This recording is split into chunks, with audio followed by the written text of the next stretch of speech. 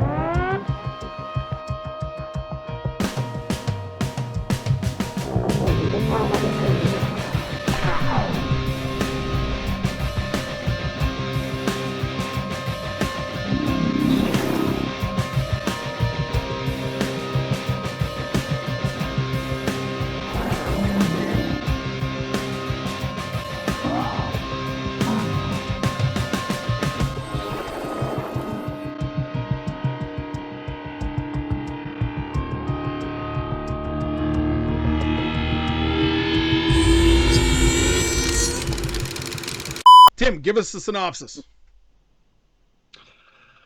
Well, this is a mockumentary style movie. And it came out, like I said earlier, 2014, when that kind of stuff was huge. The Office, all that kind of stuff. Trailer Park Boys, whatever. So the synopsis is, we follow the lives of Viego, played by Taika Waititi, Deacon, Vladstav, Jermaine Clement, these three flatmates that happen to be vampires. And they're trying to overcome life's obstacles, like being immortal, who must feast on human blood. They're all hundreds of years old. The vampires are finding that beyond sunlight catastrophes hitting the main artery and not being able to get a sense of wardrobe without reflection in modern society has them struggling with mundane things like paying the rent, keeping up with the chore wheel, and trying to get into nightclubs, and overcoming flatmate conflicts. So it's basically like the normal life of a vampire. Actually, not even the normal life of people trying to live with each other, but they're vampires. Perfect. They're not just any vampires. They're lame vampires. They're lame vampires? I came to this realization that not all vampires can be super cool, like David or Lestat or Spike or Angel. There's some that are just going to be fucking wieners, and they live in flats in Australia, apparently. New Zealand. New Zealand, sorry. Yeah. They're lame. They're lame. I don't know, man. Vladislav the Poker. No, they're not. I don't think they're lame. Well, Deacon's kind of lame. He's kind of lame. But fucking Vladstav? Yeah, Vlad. He's fun as shit, man. It's the best. When he opens the door and like they're on the wall doing like sexual, like the Bram Stoker stuff. sexual scenario. Oh Like- man, it's hilarious. Like, that doesn't even make sense. It's all black. Like, there's a spotlight on it. It was awesome. And then he like opens up the door and it's like normal. But Viego, he was adorable. He had a big heart and he was really nice, but he was a vampire. What did they call him in the I movie? They loved called him him. the sissy, or something like this, Yeah. right? Because he was a very posh boy, you know. Yeah. So he had that situation. So yeah. So okay. So talking about the story a little bit here, further to what you're saying. So it is filmed in a documentary style, which I think you referenced, like The Office and all that stuff, because it was popular at the time for sure. So this was based on a short film that Taika and Jermaine wrote and directed, literally called "What We Do in the Shadows: An Interview with Vampires." And it was hilarious because they basically did this movie, but in like a 5 or 10 minute short, with like just certain key scenes that were used just for the short film, and they got funding for it through like the Australian documentary board or some shit like this. Like literally it comes up like in the movie, like who actually funded it. Or New Zealand, yes, the New Zealand Documentary Film Board or something like this. Okay, The Kiwi. knowing Jermaine Clement and the whole New Zealand Australian thing and what Flight of the Conchords, it's not Australia. It's hilarious. So I keep throwing that in there all the time. So it's great because the way that they get away with it is that they come up at the very beginning saying that the documentary crew has been given crosses and they've been granted immunity to the situation to document this the scenario leading up to like the grand ball as it is, so nobody will hopefully be killed. And it's this movie, when I first seen the trailer for this movie when it was hitting, I think it was South by Southwest, it was one of those film festivals, I damn near pissed myself laughing because the first thing that it showed was Vladislav saying that he was this wonderful vampire and he had a history, and then you see Deacon and he's like, you stay sexy, and then all of a sudden he's the bad he's the boy. bad When he boy. refers to himself as the bad boy. Or no, fucking he gets referred to, and then like it shows that he's like I leaning in the chair and shit, and then all of a sudden it shows the feet and the vacuum cleaner. It's like flying along the ceiling. I'm like, okay, I'm gonna fucking love this movie when it comes out. This is good. So, oh man, and it all leads up to the mass ball, the masquerade, and everything else, which is kind of like the pinnacle of the movie, what they're leaning towards, and we get all kinds of interesting characters, which we'll talk about in a minute here. I thought that this was a really fresh take on vampires. Like it was something that was vastly needed, and it spawned a TV series. We were talking about this before the show. The series is on its second season, and I damn near say that the show is just as good. And Tim, you said you almost like it better than the movie, but I think it's just as good as the movie. Well, okay, let me clear that statement up. I love the movie. And basically what the show is the people that made the movie are giving us more. Yeah. You know what I mean? They get to expand on it, right? So absolutely. And I mean, there's one point where the three flatmates make a cameo in the show. and like it's and the show is this exact same thing where it's these vampires living together, but it's a different set of vampires with a different crew. Yep. And like these vampires are so completely different than the other vampires. They're still kind of lame, but they're not. Like they're oblivious more so than being lame, right? But I fucking love the show. Not to get too far into the show, but my favorite character in the show is the energy vampire. Fucking love him, Colin, just because he's the most unique type of vampire I've almost ever seen written for a show or a movie. He's amazing that way. Oh, okay. So the story centers around the flatmates and vampires, and we get some other characters that jump in. So why don't I just jump into talking about some characters here real quick, guys? So obviously Jermaine Clement, very popular in Hollywood nowadays. Really kind of started off his career in Western movies and TV show with Flight of the Conchords on HBO. Has done a lot of other things, Men in Black, Men in Black 3, as it were, and tons of incredible movies and stuff. I love this guy and like everything that he does. And when this movie came out, and I seen that he was going to play a very posh type of vampire, Vlad the Poker, as he would be called, because he loves poking things. Great character. It just right down to the fact that I love the fact that they have an entire story to tell about each one of these characters, and they sum it up really well because they don't want to get too much into the history. They just want to give you a taste of why the characters are the way that they are, So we got Vladislav the Poker, played by Jermaine Clement. We got Viago, the the dandy, as it is, played by Taika Waititi, the director and co-writer, because he co-writes it with Jermaine Clement. And he's one of my favorite characters in this because he's a perfectionist about things, and he's always trying to keep everybody on the level, right? And one of my favorite scenes with him in this movie is when he's telling people, listen, if you're gonna take somebody into the parlor and on the couch, put down some newspapers or something. You know what I mean? Yeah, like he's if anybody like we've all had a fucking roommate like this, trying to be organized and like mother hen and like like Writing their name on the eggs. one of my favorite scenes is right at the start where they're talking about the fucking dishes, right?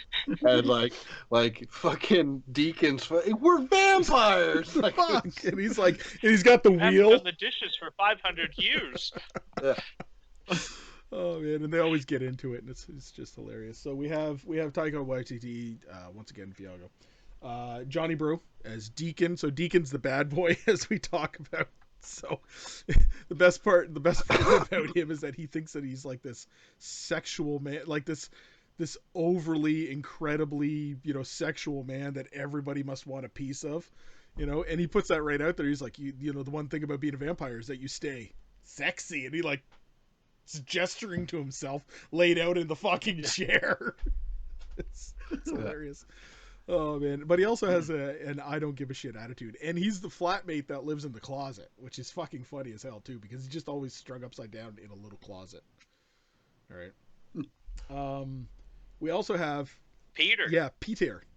So here we got an entirely different character than the first three, a vampire, but an old vampire, and he's a Nosferatu style vampire, which I love the makeup on him because he's really a mix between like classic Nosferatu and Salem's Lot. Like it looks great. Peter. Oh, his makeup was great. Yeah. Agreed. He had the overbite. Yep. His teeth to me were a little overboard, but because it looked like he couldn't even close his mouth ever. Pretty much. I'm not even a makeups effect artist, and my squinty eyes even saw some defects in his makeup, but I loved it still. It was great. Yeah, it was good. It was good. Yeah. But I mean, the thing is, too, is that it added to the fact that there was another style of character there, right? And the best part about it was that it's not like he was a communicating character like the rest of them, you know what I mean? Where they're all talking and having their jabs at it. He's just this old, grizzled bastard of a character, savage. They come and they talk to him and he's hissing at them, and they're all fucking scared of him, but they live with him. Right. I love how they go in the basement, and he's like, oh no. There's a spinal cord, and he's just like handing them the chicken. He's like, maybe I bring down a broom and sweep up a little bit. Oh, look at that. Sweep up the bones. Maybe sweep up the bones. And Peter's just kind of looking wide-eyed around like, fuck are you talking about? Oh, man. So then we get introduced as well to Nick.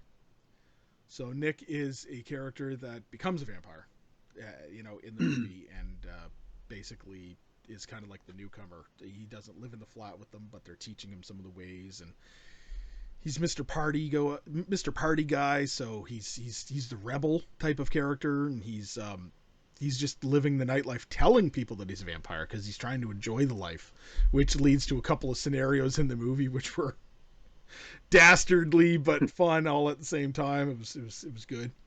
And then we get Nick's friend, Stu. Which everybody fucking loves in this movie. He's like the glue that holds, like the Nick to these guys. They almost at one point don't like Nick at all, but it's like Stu. They're all friends with Stu, right? And they love this guy. Yeah. He's the only human they really like. You know what I mean? And he also has one of the best story arcs in the movie, Stu, in my opinion. Right at the very end, he has like the best story arc in this. We have Jackie. So Jackie is the familiar, Diego. Deacon's familiar. So the nice thing that they did was instead of just keeping it to vampires, they put in the whole familiar situation, and they put in the plight of the familiar, the situation where the vampire is always like, yes, you do a good job, and I'll turn you into a vampire. And she's just like, she goes through hell doing everything for this guy and for the crew, and she's always got it's hanging above his head, and always the threat that her turning into a vampire is going to be delayed another year or 2 years, and he's going to punish her or some shit like that. So she's great. I love how the traditional familiar has to like keep fucking Beast away and all this stuff, and this guy, they just got her doing like the laundry and the dishes. clean the bloody bathroom up. Yeah. Yeah, exactly. Well, I mean, not to give anything away from the show, but that's the show. They have the familiar Guillermo. Yeah. That poor man. That poor guy. He goes through hell indeed. Yeah. So they also introduced two characters who, in this movie, are just introduced as the policeman and the policewoman, but they're interesting characters, and I'll tell you about it in a minute here because of what they produced. Tell us what now. they produced from the movie. So, policewoman O'Leary and the policeman Minogue. So, Officer Leary and Officer Minogue. So these were the characters that appear at one point in the movie after Peter's untimely demise, and they hypnotize him to basically not see anything out of the ordinary. So it's not like they don't see anything. It's whatever they're looking at is normal.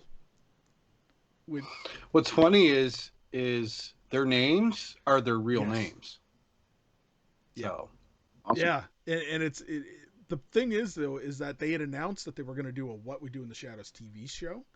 But in preparation for that show, they actually wrote another show called Wellington Paranormal, which is a cops-style documentary show, which actually features O'Leary and Minogue in Wellington dealing with random shit, like with what happened with what they're dealing with in the movie, and coming to find out that shit's really going on, but there's more than just vampires, because like in the show, they bring out that there's other creatures of the night. In the movie, and the show brings up all of these different types of characters, and it's funny as hell too. It's actually worth a watch when you get a time to watch it. They got like 2 seasons of it out there, and it's great.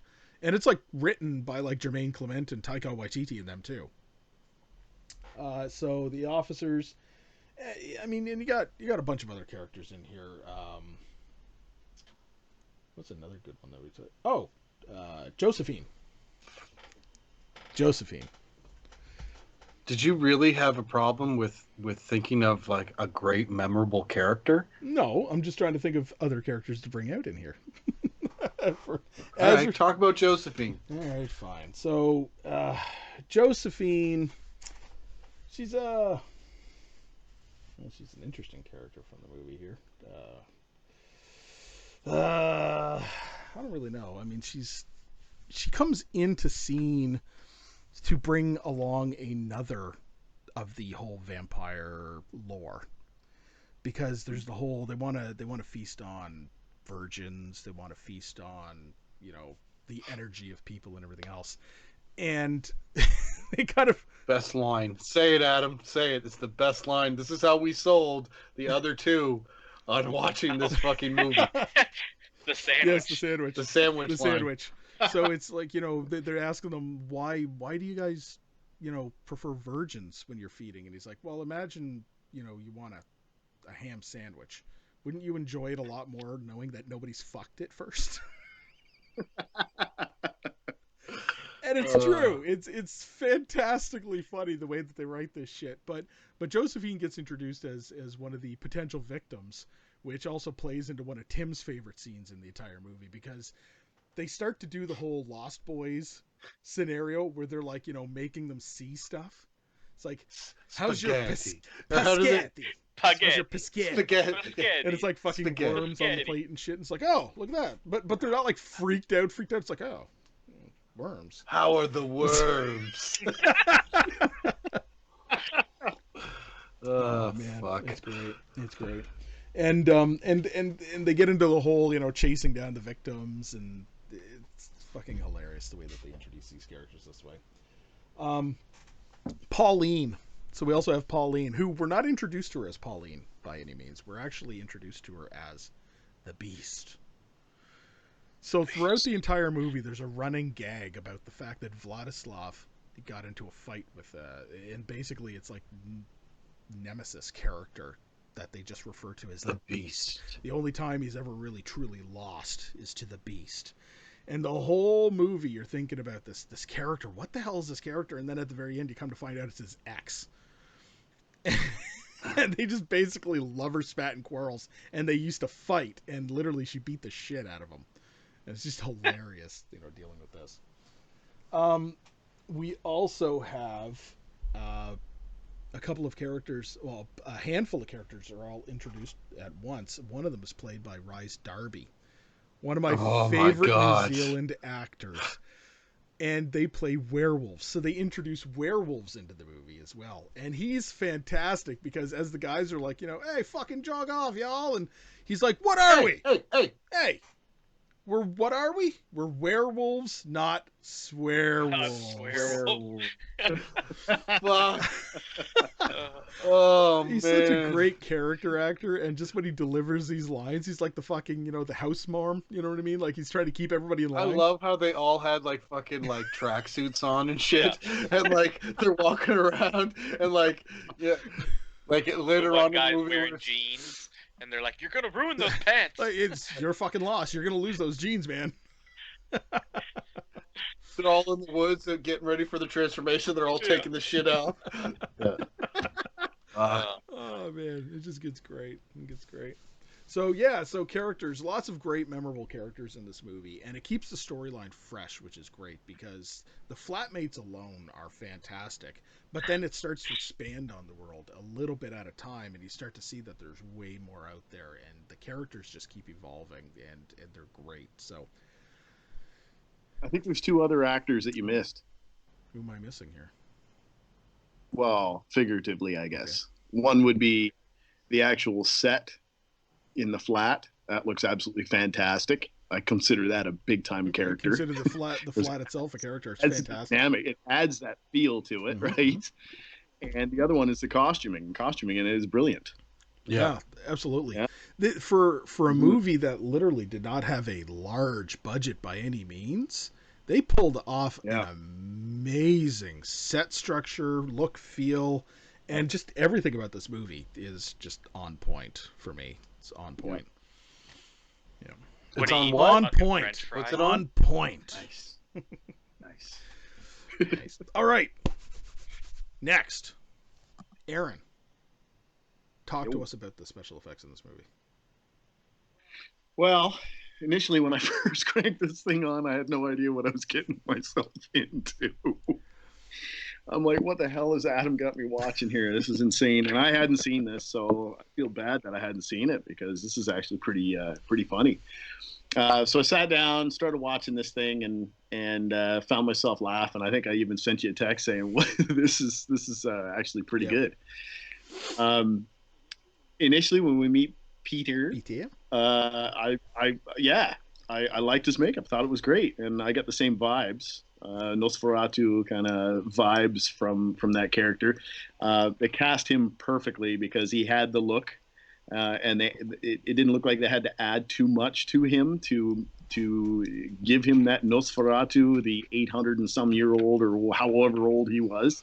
They gave him the nice big kind of ears that gave you the feel like he was a bat and that kind of thing. So I think that makeup was fantastic. I thought the blood work in this whole movie was really good. I think they were spot on with the coloring of the blood that they used throughout the whole thing. Their shirts were nicely covered, and wherever the wound was, I was keeping into consideration where they were getting bit and looking at the different the attire that they were wearing at the time that they got bit. The werewolves, I mean, I think we talked about this in Silver Bullet, but they did some really good trick camera shots that made the werewolves feel like they were actually pretty decent, and they had different sizes too. So they had a little bit of a skinnier werewolf compared to a bigger werewolf, and then they even kind of, I think they CG'd a couple things that kind of whipped past the camera that kind of gave that, it almost, because the whole movie I wasn't freaked out at all. There wasn't anything that would really make you jump or anything, but the werewolf sequence, there was a couple places where the face kind of whipped across the screen. You were like, whoa, I gotta pause that. That's wild. That looked wild, right? Literally. So pretty good too, right? I think there's quite a bit of CG VFX in this, and you can't tell And that's where I give a big thumbs up, because you can't tell. I mean, when they're fighting in hallways and things like that, and all of a sudden they're standing on the sidewall, and now they're standing on the ceiling, and they're fighting on the ceiling, and all that kind of thing. The gag in the hallway, right around the beginning of the film, where Buddy's holding the dartboard, cursing. Ah! yeah, and Vlad's got he's got the bow, and he's holding the bow a little strange, but it works, and he releases the arrow right into the leg. That was pretty cool effect. Really dug that stuff. The mirror effects, some of the stuff that I saw in the mirrors didn't make sense to me, and that was, if you can see something floating across the mirror without the person, then shouldn't you be able to see their clothes? And I wrote that down as one of my notes. This has always bothered me under the vampire rules. Okay. What reflects and what doesn't? Yeah. Right, because there's multiple scenes with mirrors that have like zombies and stuff when they're at the masquerade ball and stuff, and all you see is the two people dancing around. And maybe they wanted to just kind of zero in on that, and that's what they were trying to do to make the story flow. That was, I mean, to me, I'm like, oh no, what? Where is everybody? Right? Not everybody at this party is a vampire. Right? Not that really falls into like makeup or whatever, but for the most part, I thought that they did I think they did a good job. Peter's makeup was a little. There were a few things that I noticed, nothing major. I thought it was pretty tight for the budget that they had for this, including the fact that they built all those werewolf costumes and things like that. So this being my first viewing of this film, I got to give it a thumbs up for that. Yeah. Nice. One of my favorite scenes with the effects in this movie had to be when he actually gets the girl on the couch and fucking bites her, and she starts fucking squirting the huge fucking stream of blood at the neck, and he's sitting there trying to stop it, and it's fucking blood going everywhere. Paper towel. I wrote that one down because I was like, holy shit, like, what did he say? He said something about he hit a main artery. I hit a main artery, but I think she had fun. But I think she had fun. Right? Oh man. Yeah. Oh man. Yeah, I think she had fun. Nice. So that's what you had for your notes? Yeah, and I'll pick away as I go here, but those were the main points that I saw there, and I thought it was pretty tight for what they did. Absolutely. All right. Good job.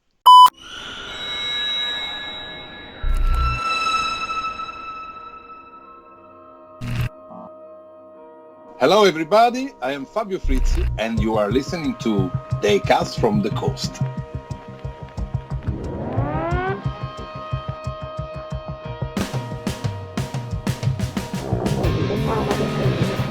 Josh, let's hear your notes on this movie. Yeah. All right. So again, this was my first viewing. I never even heard of this movie. I know that's hard to believe. My first viewing took place April 25th, 2020 at 8:55 p.m. My first thing I wrote down was, wow, 2014, this is actually pretty new. And then I wrote, oh, for fuck's sakes, it's going to be a found footage movie. This movie is going to be fucking so stupid. Thanks, Adam. Why thanks, Adam? What the fuck? And it was my idea. I was saying, right? I love Always that. Adam. Oh no. But then my next note, which was probably like 2 minutes after, is this movie is going to be maximum cheese. This is the side of the vampires we don't get to see. For every Lestat or Spike or David, there's one of these goofs. Oh my fuck! The Peter jump scare got me good. It comes at you. That. Oh yeah. Yeah. Oh, I fucking jumped right up. Vampires don't do dishes. That needs to be on a t-shirt. It is. I saw a picture when I was literally looking for thumbnails as I'm doing the thumbnail for the episode. There's a T-shirt of Peter, and it says in fucking like scratchy text, "Vampires don't do dishes." I'll have to get that shirt. Why are all these vampires living in this shitty flat? It's not shitty. That's what I want to know. Like, it's pretty shitty. Rustic. There's like 4 of you living in there. I mean, vampires, you have eternal time to, get your wealth together. All right. Nazi vampires. I don't know if you know, but Okay. the Nazis lost. Right? Always wondered about the no reflection rule. What about clothing? So, my whole thing is, I guess that the clothes that they wore stay with them. Kind of like an Interview with the Vampire where your hair stays the same. You cut it off, it grows back. But these guys change their clothes, too. But so I mean, don't know. it's literally like that with Yeah. like every vampire film. Like, yeah. Yeah. Oh, yeah. They always do the gag where, like, they see something Ooh, floating. it's floating. One of these films got to do it the right way. Yeah. The Familiar. They actually used The Familiar in this movie, and it's great. He's straight up Patrick Batemaning this girl, laying down newspapers while talking Yes. to her. If you eat a sandwich, wouldn't you rather someone not fucked it? Excellent. And then this next quote, Biscuit. Buschetti. Biscuit. Buschetti. Buschetti. How's the Fucking worms. Buschetti? I love the Lost Boys reference. Yeah. Snake penis. I don't even remember that gag. There's so much of that shit in this movie, man. The weird cat Chestershire thing fucking had me die, and I had to stop. Jermaine Clement in his half transformation. But it's like this grin that he makes and the way how shitty the I had footage is to, and shaking I had to around. stop the movie. I was laughing so hard. Perfect shot. They say a perfect shot doesn't exist in a movie. Yeah, that's Alright, it. No, that's it. Werewolf turf war. Werewolf, not swearwolf. Bat fight. If vampires eat French fries, they puke blood. Human food, yep. Yeah, I like that scene. Dick biting club. I think that was who said that? Was it the Familiar that said something to that effect? You and It's your like, you guys dick biting in your club. dick biting club. Poor Peter. Oh, Peter. When I love that gag too. How Nick was going around telling people he's a vampire, and one guy's like, "Yeah, I'm a Sure you vampire." are. And then it turns out he was. Then he fucking goes and kills Peter.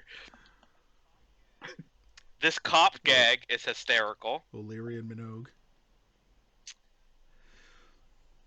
This shame punishment scene is something Shame. straight out of Monty Python. So like the shame. That was like fucking Yeah. Spanish Inquisition. Like that was so Monty Python inspired. Yeah, but vampires love Wesley Snipes.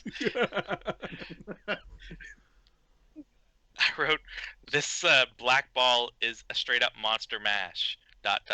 It's a graveyard smash. And I love the Bram Stoker's do that, but he came into the thing and when he went to Yeah, he's confront the got the beast. mask and he's got the Bram Stoker fucking hairdo. And I wrote, if you're not confident in your werewolf effects makeup, this is the way to do it. Quick shots and Yes. properly shot in the dark. And those are my notes. There's actually pretty few notes for this movie because I was so entertained. It took me some time to pull away from the screen to actually write Nice. something down. Well, there's that one part with the werewolves, right? And they're like, "Why don't you go smell your own crotches, huh?" Yeah, You know, but- there's so many great one-liners in this Oh, movie. and then he says Count Fagula. I was like, Yeah. Yeah. and then the guy turns around and he goes, "What? It's a bundle of sticks." Yeah. And then he goes and throws the fake bundle of sticks in the werewolf. Fuck. Oh man, yeah. This movie has amazing fucking one-liners. So, like, this movie, in a time when it's difficult to get it right when it comes to comedy in horror movies like this. This movie and like Tucker and Dale got it right. Like there are very few movies like that, man. Tim, is it trivia time with Tim? Yes. It is absolutely trivia time with Tim. Okay. There's about 125 hours worth of footage shot for this movie. Jesus Christ, I would love to get a hold of that. And most of it was improvised from the complete cast. I believe and that. the process of editing it down to a 90-minute movie took almost amazing. a year. Yeah, I can imagine. Right? Jermaine Clement and Taika Waititi wrote 150 pages of a script, but chose not to show it to a single person involved in the film, both crew and cast. And this was to keep things spontaneous and allow the actors to be surprised by the events unfolding before their eyes. So that's cool. Stu Rutherford, who played Stu, had not played a primary acting role in a movie prior to appearing in this one. He was an extra in The Boy from 2010. He was a part-time business analyst for Wellington Company. Was hired under the film. It was hired for the film under the impression that he'd be working on computers and play a small part, but he ended up being Stu. One of the best things about the movie. You know what? Before you go on, I was going to mention that earlier, that I was like, man, this guy doesn't seem like he's looking all around and he's kind of grinning in some areas that he's not supposed to. Like he almost like snaps back into the, I'm not supposed to look. I'm supposed to look over here. Right. I was going to mention that. I should have.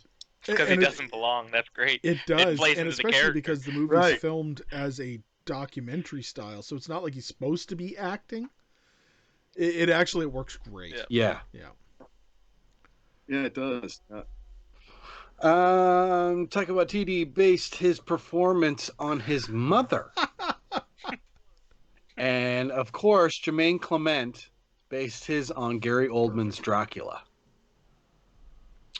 The hill where the vampires have a run-in with the werewolves is the same hill filmed from Lord of the Rings, Fellowship of the Ring.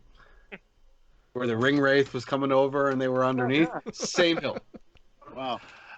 There's a follow-up movie in the works called Where We Are Wolves. Where we which is supposed to document that pack of werewolves living in modern-day Wellington, New Zealand. I almost said New Jersey. The directors were able to bring screenings of the film to the United States after a successful Kickstarter fundraising campaign. The building used for the exterior shots of the vampire's house used to be Peter Jackson's office. Cool.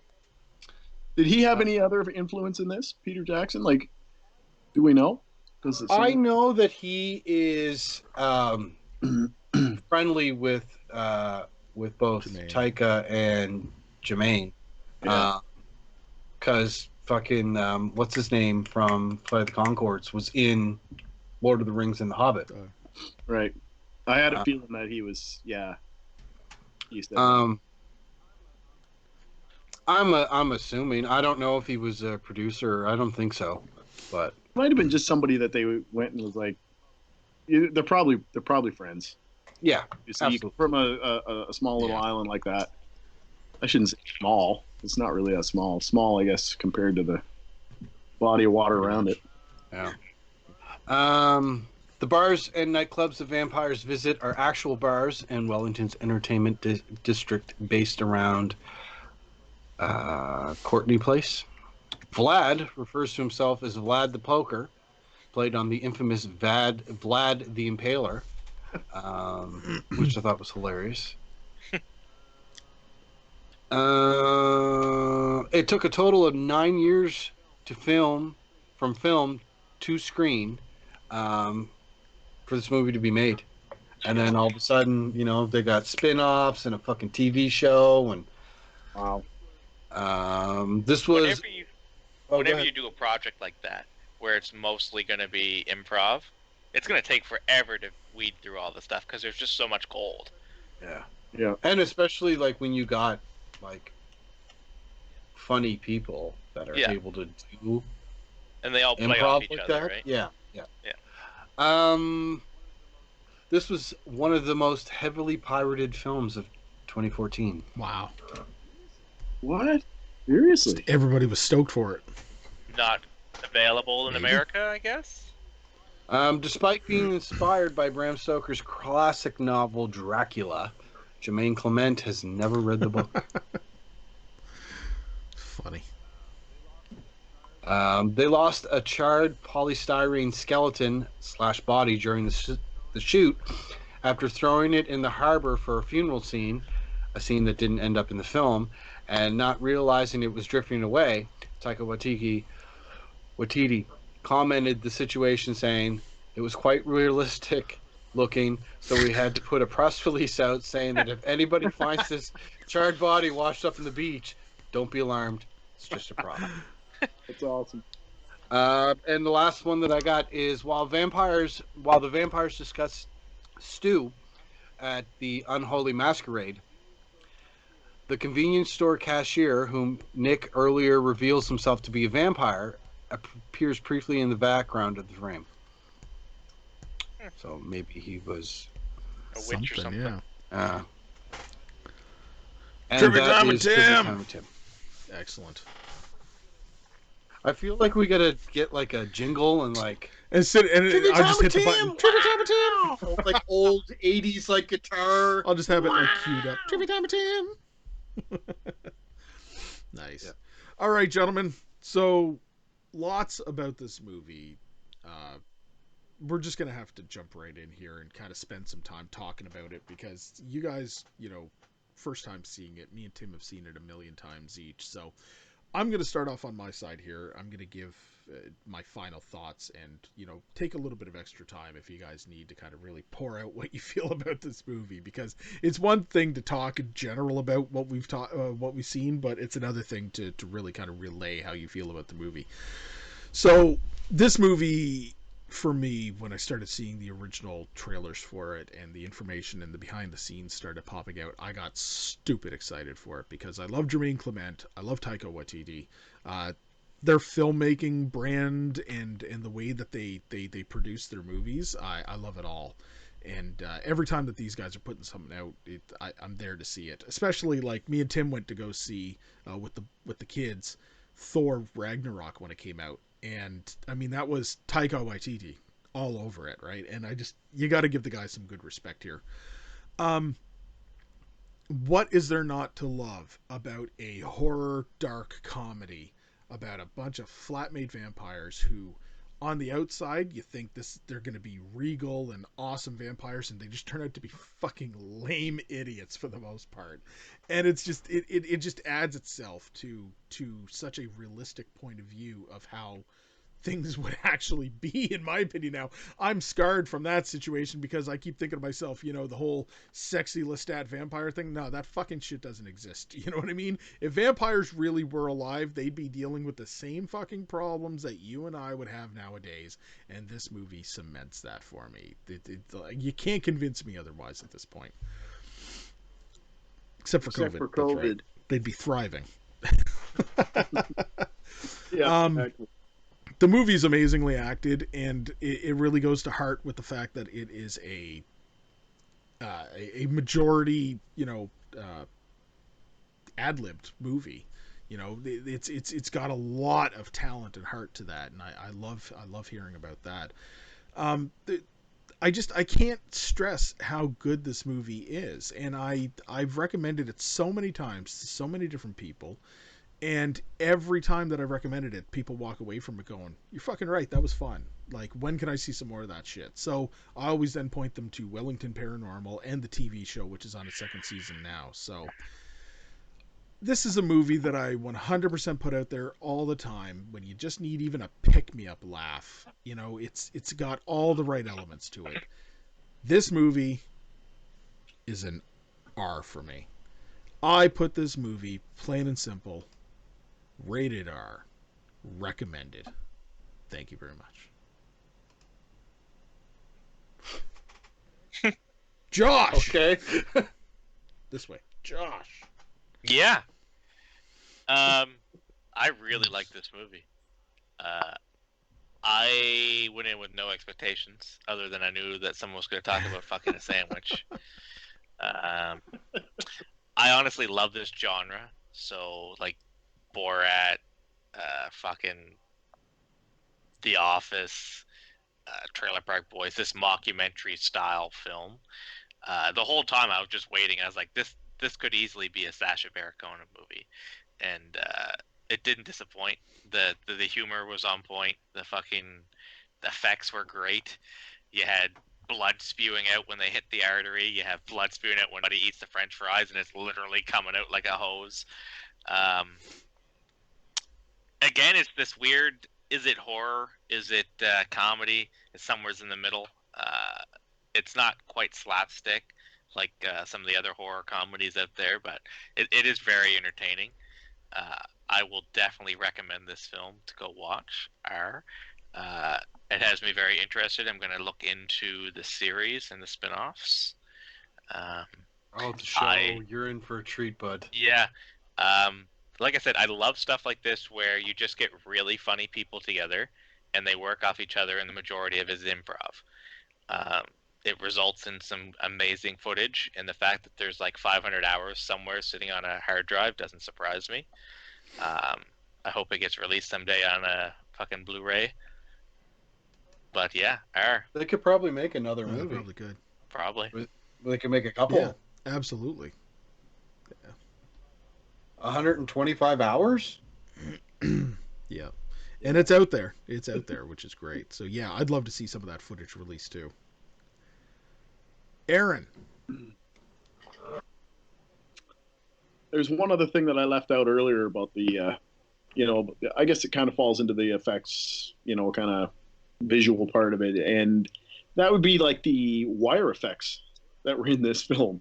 They were actually pretty good, right? Yeah. Like usually you have people doing the whole swoop around and, but they actually managed to pull off the wire effects so that it looked believable in a lot of places. And I was like, wow, okay. They actually did it looked like they did a lot of wire work. The best part about the wire work, I'll just add to that too. The best part about the wire work is that it wasn't fluid. So like when they're actually up, like hissing at each other, and all of a sudden they're like touching the walls to like make themselves like level out. It wasn't necessarily that I was thinking of the wires. I was thinking to myself, they're pissed off and they can't control themselves floating. You know what I mean? Probably what it was, right? But they did a pretty good job, right? Like I said before, I had never seen this film, and I regret that I hadn't, because this was absolutely fantastic. I didn't expect the level of humor that was going on in it, and or when it first started. I think the banter between all characters involved was absolutely flawless, and I love seeing that kind of dark comedy when people are kind of.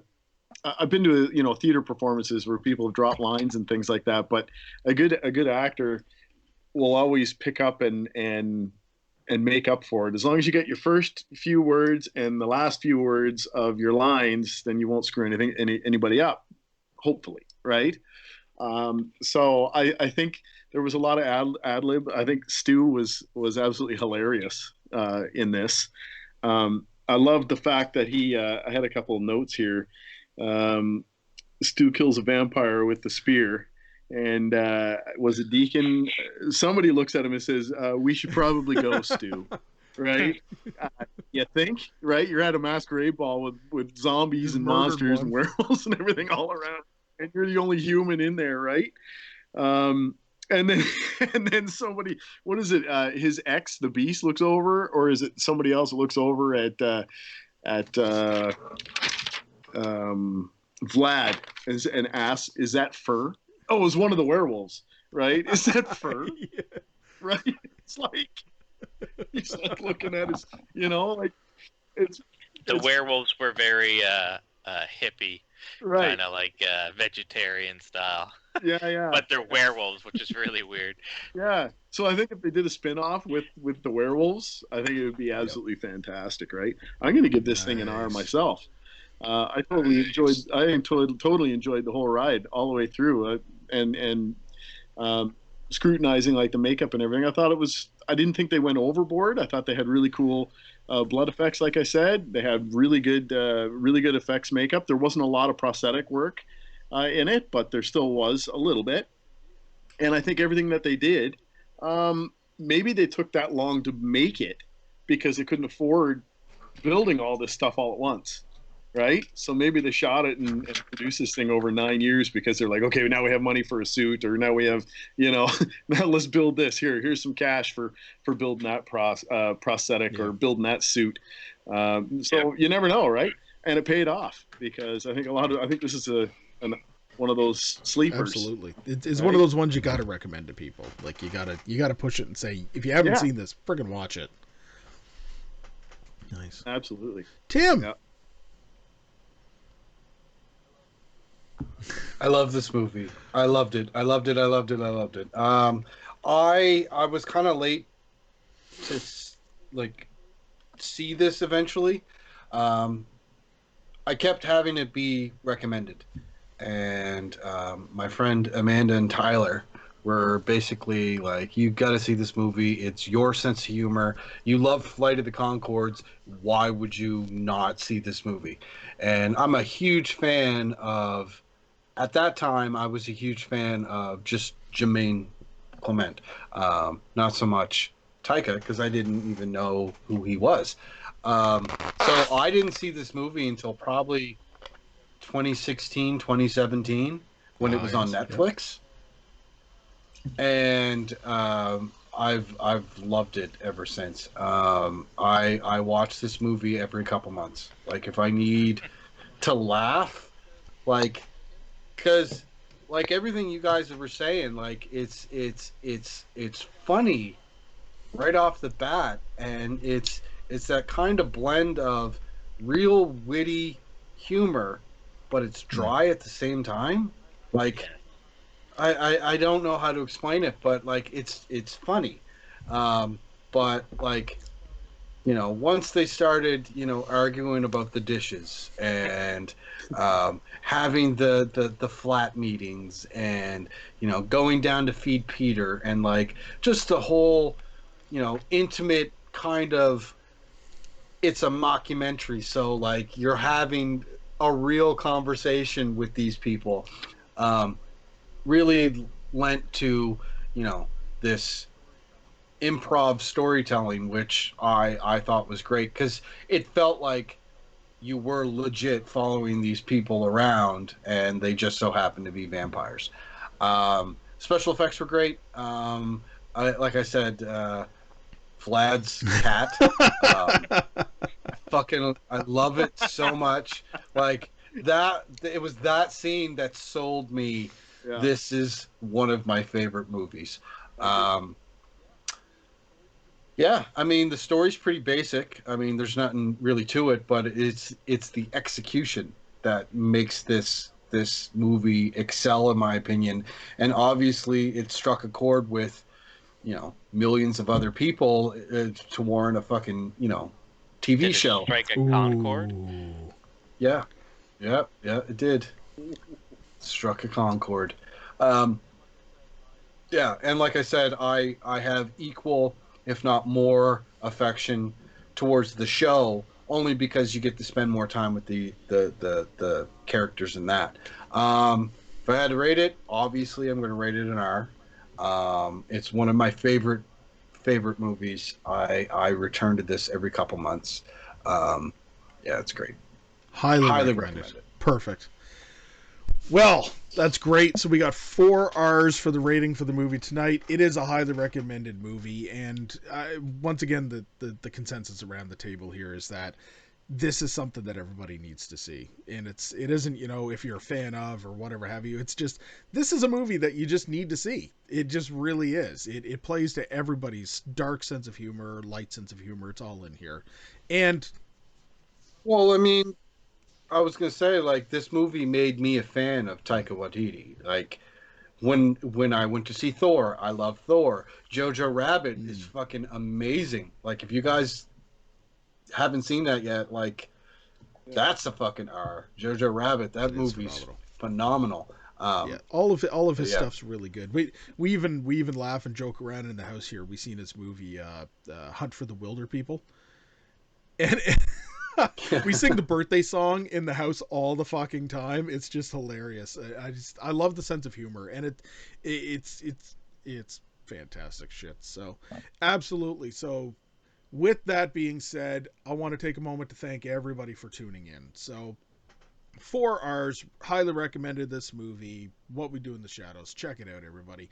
Thank you, everybody, for tuning in tonight and listening to us on this podcast, or if you're watching this on YouTube. So don't forget, check us out on Facebook, Misunderstood Art Company. Like, subscribe to us on YouTube as well. Share all of our podcasts and our videos. We produce weekly live episodes on Facebook, which also get uploaded to not just YouTube, but as with all of our review episodes, they go to all the major podcasting platforms that we produce on as well.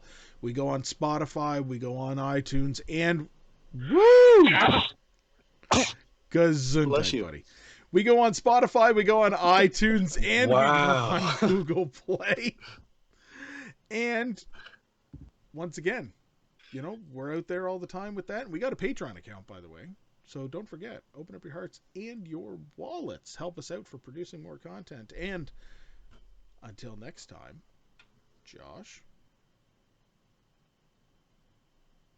Biscotti. Aaron. Aaron. Okay, here's my quote. Here is our sweet Peter, burnt to a sizzle. Oh, man. Tim. Stay spooky, everybody. Thanks, everybody, again for tuning in. Till next time, see you later. Good night.